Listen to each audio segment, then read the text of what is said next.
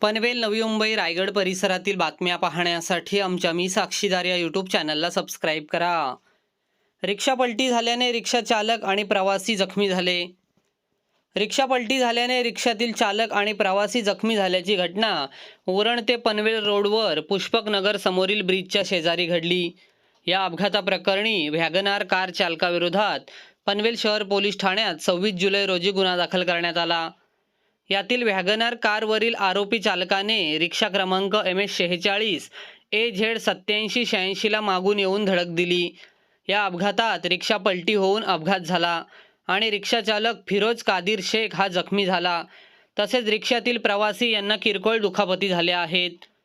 26 जुलै रोजी सकाळी 9:15च्या सुमारास रिक्षा चालक फिरोज शेख राहणार तळवली जासई हा रिक्षात प्रवासी भरून पनवेलकडे येत होता. यावेळी वॅगनार कार चालकाने रिक्षाला धडक दिली आणि यात रिक्षा पलटी झाली. या अपघातात रिक्षाचे नुकसान झाले असून वॅगनार कार चालक रिक्षातील जखमी इसमांना मदत न करता पळून गेला.